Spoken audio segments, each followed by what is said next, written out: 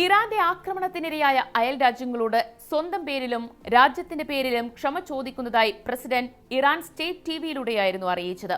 അവർ ഞങ്ങളുടെ സഹോദരന്മാരാണ്. അയൽ രാജ്യങ്ങളിൽ നിന്ന് ഇറാന് നേരെ ആക്രമണം ഉണ്ടാകാത്ത പക്ഷം ഇനി ആ രാജ്യങ്ങളെ ലക്ഷ്യം വയ്ക്കില്ലെന്നും പെസഷ്കിയാൻ ഉറപ്പു നൽകി. എന്നാൽ ഇറാൻ നേതൃനിരയിലെ തീവ്ര നിലപാടുകൾ സ്വീകരിക്കുന്നവർക്ക് പ്രസിഡന്റിന്റെ ഈ നിലപാട് അംഗീകരിക്കാൻ കഴിയുന്നതായിരുന്നില്ല.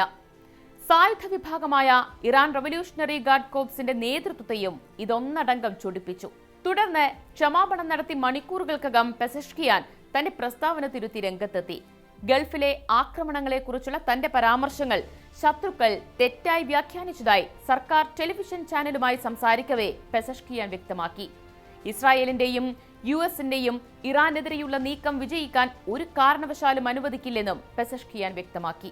എന്നാൽ അയൽ രാജ്യങ്ങൾക്ക് നേരെ നടത്തിയ ആക്രമണങ്ങളിൽ പെസഷ്കിയാൻ ക്ഷമ ചോദിച്ചതിനെ രൂക്ഷമായി പരിഹസിച്ചുകൊണ്ടാണ് ട്രംപ് പ്രതികരിച്ചത്. ഇറാൻ ഇപ്പോൾ പശ്ചിമേഷ്യയിലെ ഏറ്റവും വലിയ തോൽവിയായി മാറിയിരിക്കുകയാണെന്ന് ട്രംപ് ട്രൂത്ത് സോഷ്യലിൽ കുറിച്ചു. അമേരിക്കയുടെയും ഇസ്രായേലിന്റെയും ശക്തമായ തിരിച്ചടികൾ കാരണമാണ് ഇറാൻ ഇപ്പോൾ മാപ്പ് പറഞ്ഞതെന്നും ട്രംപ് കൂട്ടിച്ചേർത്തിരുന്നു.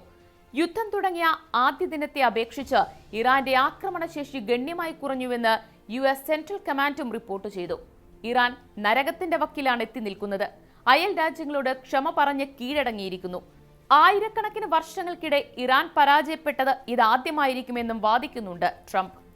എന്നാൽ തങ്ങളുടെ ശത്രുക്കൾക്ക് താവളം ഒരുക്കി നൽകിയ അയൽക്കാരെ ലക്ഷ്യം വയ്ക്കുന്നത് തുടരുമെന്ന് പ്രഖ്യാപിച്ചുകൊണ്ട് ചീഫ് ജസ്റ്റിസ് മുഹ്സനി ഇസൈ ആക്രമണം തുടരാൻ ആഹ്വാനം ചെയ്തിരിക്കുകയാണ്. ആയത്തുള്ള അലി ഖമനയി കൊല്ലപ്പെട്ടതോടെ ഇറാന്റെ താൽക്കാലിക ഭരണം കൈയാളുന്ന 3 അംഗ സമിതിയിലെ അംഗമാണ് മുഹ്സനി ഇസൈ.